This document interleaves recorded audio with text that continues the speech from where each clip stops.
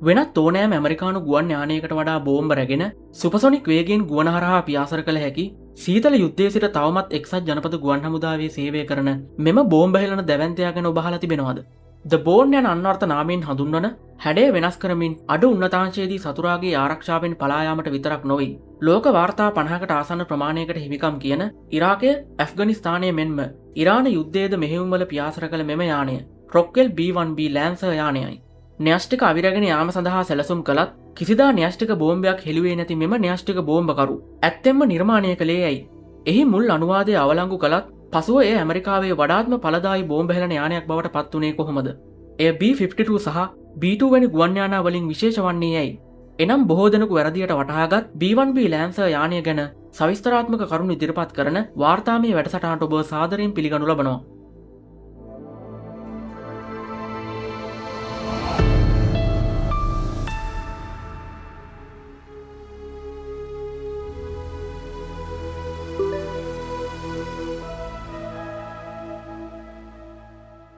බොහෝ දෙනෙක් සිතන්නේ ඇමරිකානු ගුවන් හමුදාවේ බරම අවිප්‍රමාණය රැගෙනයා හැක්කේ දැවන්ත B-52 යානයට බවයි. නමුත් එය සත්‍යයක් නොවේ.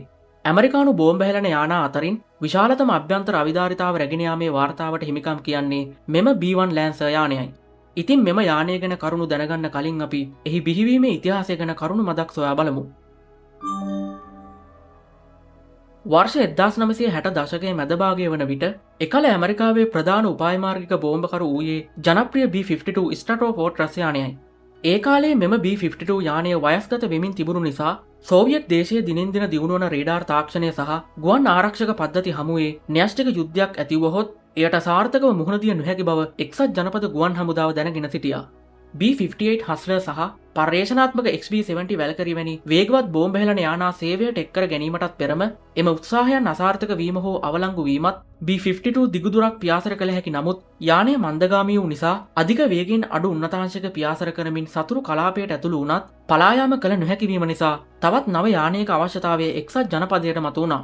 ඒ B-58 යානයේ මැක් 2ක අධික වේගය සහ B-52 යානයේ පියාසර පරාසය මෙන්ම බර උසුලන ධාරිතාව යන ලක්ෂණ සියල්ල ඒකාබද්ධ කර ගනිමින් රේඩාර් පද්ධතිවලට පහසුවෙන් හසු නොවී ඉතා අඩු උන්නතාංශයකින් න්‍යෂ්ටික අවිද රැගෙන සෝවියට් භූමිය තුළ ගැඹුරටම පියාසර කළ හැකි බෝම්බ හෙළන යානයක් නිර්මාණය කිරීමයි. වර්ෂ 1969 දී ජනාධිපති නික්සන් යටතේ ආරක්ෂක දෙපාර්තමේන්තුව විසින් B-52 යානයට ආදේශකයක් සොයා ගැනීම සඳහා මිනිසුන් සහිත උසස් උපායමාර්ගික ගුවන් යානා එනම් Advanced Manned Strategic Aircraft ව්‍යාපෘතිය දියත් කළා.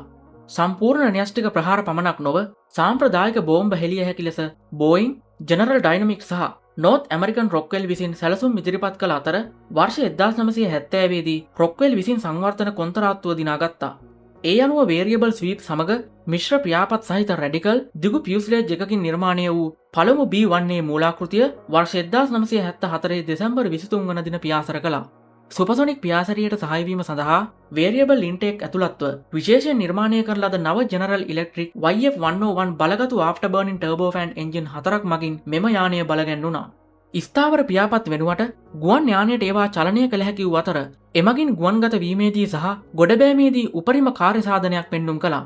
ඉතා අධික වේගෙන් පියාසර කරන විට පියාපත් පසුපසට හකුලාගත් අතර වාත ඇදගෙන යාම අඩු කර සුපසොනික් පියාසර කිරීමට එය ඉඩ සලසනු ලැබුවා. මෙය ග්‍රමන් F-14 ටොම්කැට් වැනි ගුවන් යානාවල සාර්ථක ලෙස භාවිතා කරන ලද සංකල්පයක් වුවත් මෙහිදී විශාල ප්‍රමාණයෙන් සැලසුම් කිරීමට සිදු වුණා. ගුවන් පරීක්ෂණ සාර්ථකව සිදු වූ නිසා වර්ෂ 1976 දී ගුවන් හමුදාව විසින් B-1A වර්ගයේ ගුවන් යානා 244ක් සඳහා ඇණවුම් බාර දෙනු ලැබුවා. නමුත් සිදු වූයේ වෙනත් දෙයක්. වර්ෂ 1970 දශකය තුළ දැවැන්ත උද්ධමනයකින් පීඩා විදි එක්සත් ජනපදය යානයේ නිපදවීමේ පිරිවැය විශාල ලෙස ඉහළ යන බව පෙනුණු නිසාත් ක්‍රූස් මිසයිල සහ ටිකෙන් ටික මතුවෙමින් පැවති ස්ටෙල්ත් තාක්ෂණයේ හේතුවෙන් B-1 යානයේ නිපදවීම අනවශ්‍ය බව විශ්වාස කළ ජනපති ජිමී කාටර් වර්ෂ 1977 දී එම වැඩසටහන අවලංගු කරනු ලැබුවා. නමුත් ඒ වන විටත් නිෂ්පාදනය කර තිබුණේ B-1A මූලාකෘති 4ක් පමණයි. බොහෝ දෙනෙක් B-1 යානා තවදුරටත් අවශ්‍ය නොවන බවට විශ්වාස කළ නමුත් යානා යොදාගෙන ගුවන් පරීක්ෂණ අඛණ්ඩව සිදු වුණු බවත් සඳහන් වනවා. නමුත් වසර කිහිපයකට පසුව සීතල යුද්ධ ආතතියෙන් නැවතත් වැඩි වෙන්නට වුණා. සෝවියට් සංගමය නව ගුවන් ආරක්ෂක පද්ධති නිෂ්පාදනය කරන බව ඇමරිකාවට දැනගන්නට ලැබුණා. මෙම අවලංගු කිරීම දේශපාලන ආයුධයක් බවට පත්කරගත් ජනපති රොනල් රේගන් මෙම බෝම්බහෙලන යානා ව්‍යාපෘතිය නැවත ආරම්භ කිරීමේ පොරොන්දුව මත මැතිවරණ ව්‍යාපාරය දියත් කළේ ජනපති ජිමී කාට ජාතික ආරක්ෂාවේ දුර්වලෙක් බව පවසමින්. වර්ෂ 1980 දශකයේ මැදභාගයෙන් පසු සෝවියට් ආරක්ෂක පද්ධති හමුවේ ක්‍රූස් මිසයිල් වලින් සන්නද්ධ වූ B-52 යානාවලට පවා මුහුණ දිය නොහැකි බවත් ස්ටේට් තාක්ෂණයෙන් යුත් B-2 ස්පිරිට් යානය වර්ෂ 1990 දශකය වනතෙක් භාවිතයට සූදානම් නොවනු ඇති බවත් ගුවන් හමුදා අධ්‍යයනයක් මගින් ප්‍රකාශ කළා. ඒ අනුව වර්ෂ 1982 දී ගුවන් හමුදාව විසින් B-52 සහ B-2 යාන අතර පරතරය පිරවීම සඳහා අතරමැදි බෝම්බ හෙළන යානයක් පවත්වා ගත යුතු නිසා රොක්වෙල් සමාගමෙන් B-1B යානා 100ක් සඳහා ඇණවුම් ලබා දෙනු ලැබුවා. B-1B යානයේ බැලූ බැල්මට ඒ යානයට සමාන පෙනුමක් තිබුණත් එහි අභ්‍යන්තරය සැලකිය යුතු ලෙස වෙනස් කර ඇති අතර එය වඩාත් බරින් වැඩි ඉන්ධන ධාරිතාවක් සහ වැඩි බාහිර ආයුධ රැගෙන යාමේ හැකියාවක් සහිතවද නිපදවනු ලැබුවා. ඒ වගේම වැඩි දියුණු කළ ඒවියොනික්ස් සහ එයා ඉන්ටේක් කොටස්වල සිදු කළ වෙනස්කම් හේතුවෙන් එහි රේඩාර් දෘශ්‍යතාව එනම් රේඩාර් වලට හසුවන ප්‍රමාණය B-52 යානයෙන් තරමක් අඩු අගයකට පත් වුණා. නමුත් ඒ මාදිලියේ තිබූ මැක් 2.2ක උපරිම වේගය මෙම යානයට අහිමි වුණා. පළමු B-1B යානය වර්ෂ 1985 ජූනි මාසයේදී එළිදැක්වූ අතර වර්ෂ 1986 දී එය මූලික මෙහෙයුම් හැකියාවත් පත් කරගත්තා. නමුත් වර්ෂ 1990 ගණන්වල ආරම්භ වුණු නව ස්ටාර්ට් ගිවිසුම යටතේ නිර්මාණය කළ ලද මෙම ගුවන් යානය න්‍යෂ්ටික අවි සඳහා අවශ්‍ය පහසුකම් භෞතිකව ඉවත් කිරීමෙන් පසු ස්ථීරවම සාම්ප්‍රදායික බෝම්බකරුවෙකු බවට පරිවර්තනය වුණා. ඒ වගේම වර්ෂ 2004 දී මෙම B යානය නව එන්ජින් සහ උසස් ඒවියොනික්ස් මගින් වැඩි දියුණු වූ R නම් නව ගුවන් යානයක් නිපදවනු ලැබුවා. එමගින් B යානයට අහිමි වූ මැක් 2.2 උපරිම වේගයට ළඟා විය හැකි වුවත් ගුවන් පරාසය 20%කින් අඩු වුණා.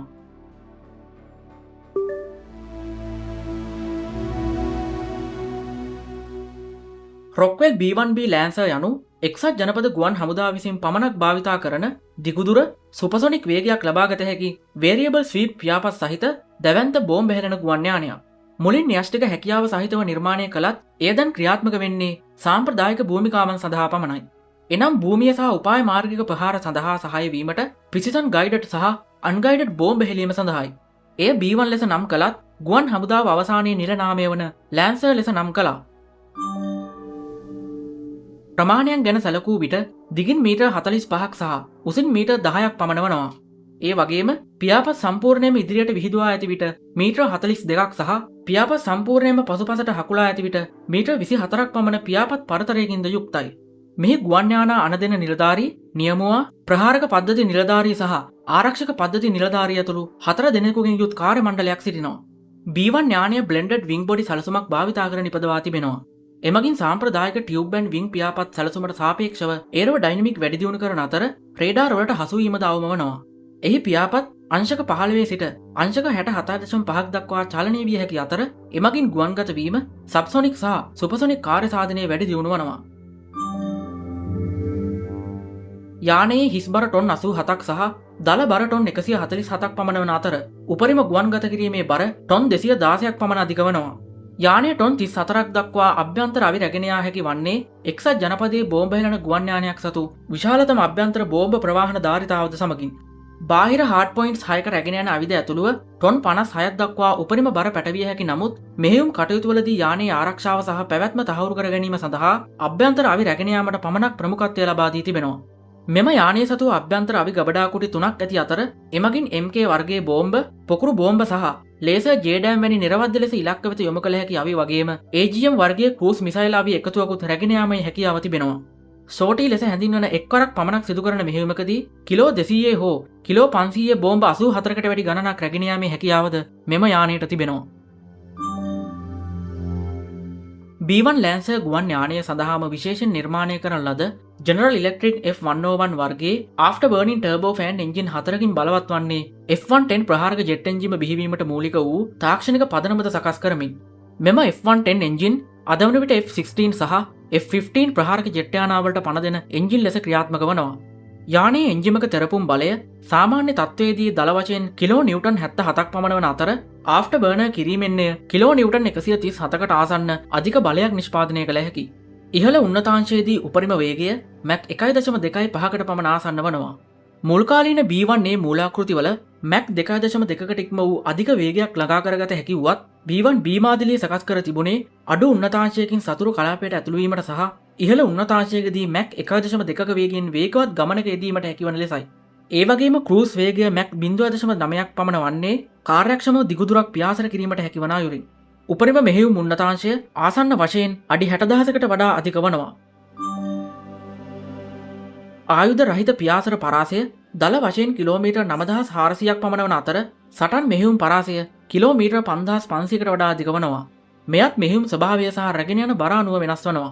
B1B යානය බරපන්තියේ බෝම්බ හෙළන යානයක් වුවත් සාපේක්ෂව කෙටි ධාවන පතවලින් ගුවන්ගත වීමටත් මීටර් 1,500කට පමණ දුරකින් ගොඩ බෑමටත් විස්මිත හැකියාවක් තිබෙනවා. මෙම හැකියාව නිසා බොහෝ උපාය මාර්ගික ගුවන් යානාවලට සාපේක්ෂව මෙයට භාවිතා කළ හැකි ගුවන් කඳවුරු පිළිබඳ වැඩි විකල්ප ප්‍රමාණයක් තිබෙනවා. සරලව කිවහොත් B1B යානය ගෝලීය වශයෙන් ළඟා විය හැකි අධික බරක් සහිත අධිවේගී ප්‍රහාරක බෝම්බ යානයක් ලෙස සැලකිය හැකි. B2 යානයමින් දිගුදුර සාම්ප්‍රදායික ප්‍රහාර සහ උපාය මාර්ගික ඉලක්ක වෙත දැවැන්ත බෝම්බ ප්‍රහාර ලබා දීම සඳහා බොහෝ විට ගුවන් ඉන්ධන පිරවීම සමග එයට අන්තර් මහද්වීපික මෙහෙයුම් පියාසර කළ හැකි වුවත් මෙම යානයට B2 යානයමින් රහසිගතව පියාසර කිරීමට එනම් ස්ටෙල්ත් හැකියාවක් නැහැ. නමුත් මෙහි ඇති වේගය සහ පරාසය මගින් අනෙකුත් මන්දගාමී බෝම්බකරුවන්ට වඩා වේගයෙන් සතුරු ප්‍රදේශවලට ඇතුළු වීමටත් ඉන් ෂණිකව පිටවී යාමටත් හැකි.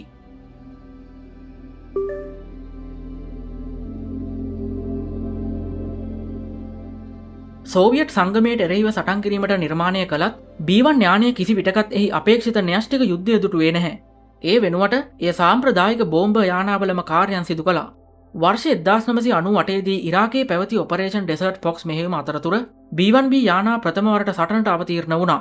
ඒ ඕමානයේ සිට පියාසර කළ B1B යානා දෙකක් දැඩි ගුවන් ආරක්ෂක පද්ධති මැද්දේ වුවත් අන්ගයිඩඩ් කන්වෙන්ෂනල් බෝම්බ්ස් භාවිතා කරමින් ඉරාකයේ අල් කූට්හි පිහිටි රිපබ්ලිකන් ආරක්ෂක බලකා කඳවුරු වෙත ප්‍රහාර එල්ල කරමින් පසුව ඔපරේෂන් ඇලයිඩ් ෆෝස් මෙහෙයුම හෙවත් වර්ෂ 1999 කොසෝවෝ යුද්ධයේදී එක්සත් රාජධානියේ RAF එයාපෝර්ට් කඳවුරේ සිට ක්‍රියාත්මක වූ B1 වර්ගයේ ගුවන් යානා සමස්ත සටන් මෙහෙයුම් වාර සංඛ්‍යාවෙන් 202ක් පමණක් සිදු කළත් එම මෙහෙයුම අතරතුර භාවිතා කළ සමස්ත අවියායුධ ප්‍රමාණයෙන් 120කට වඩා අධික ප්‍රමාණයක් හෙළනු ලැබුවා. සැප්තැම්බර් 11 ප්‍රහාරයෙන් පසු එහි ක්‍රියාකාරීත්වය තවත් ඉදිරියට පැමිණීමට පටන් ගත්තා. ඇෆ්ගනිස්තානයේ ඔපරේෂන් එන්ඩියුරින් ෆ්‍රීඩම් මෙහෙයුමේ පළමු මාස 6 තුළ ජේඩෑම් නිරවද්‍ය බෝම්බ 3900කට ආසන්න ප්‍රමාණයක් ඇතුළුව සියලු බෝම්බ ප්‍රමාණයෙන් 140කට ආසන්න ප්‍රමාණයක් ලබා දුන්නේ B1B යානා 8ක් මගින්. ඉරාක නිදහස් මෙහෙයුම අතරතුර ගුවන් යානීය සටන් මෙහෙයුම් වලින් 101කට වඩා අඩු ප්‍රමාණයක් පියාසර කළත් භාවිත කරන ලද සියලුම ජේඩෑම් වලින් 143ක් ලබා දුන් බව සඳහන්. හමුදා සැලසුම්කරුවන් විසින් B1B යානා අගය කිරීම දිගටම කරගෙන යනු ලබන්නේ ඇයිදැයි මෙයින් පෙන්නුම් කරනවා. මෙම යානයේ එන්ජින් වල ඇති වූ ගැටලු විවිධ බිඳවැටීම් සහ විශ්‍රාම ගැනීම සඳහා නැවත නැවතත් ඉල්ලීම් තිබියදීත් තවමත් සේවයේ පවතින්නේ විශේෂයෙන් B52 යානා ඉතා පැරණි වීමත් B2 යානාවල සංඛ්‍යාව ඉතා කුඩා වීමත් නිසායි. අද වන විට අවුරුදු 40කට වඩා පැරණි වුවත් නවීකරණය කරන ලද වැඩසටහන්, වැඩි දියුණු කරන ලද රේඩාර් පද්ධති, නව කොක්පිට්, ලින්ක් 16 වැනි ආරක්ෂිත සංනිවේදනයන් ඇතුළුව වර්ෂ 2040 ගණන් දක්වා ගුවන් යානා ක්‍රියාත්මකව තබා ගැනීමට ඇමරිකානු ගුවන් හමුදාව අදහස් කර තිබෙනවා. නමුත් ගුවන් යානා බලෑනිය 67ක් දක්වා අඩු කර තිබෙනවා. ඉතින් මේ කරුණු කාරණා එක්ක අපගේ වීඩියෝයේ අවසානයට ළඟා වුණා.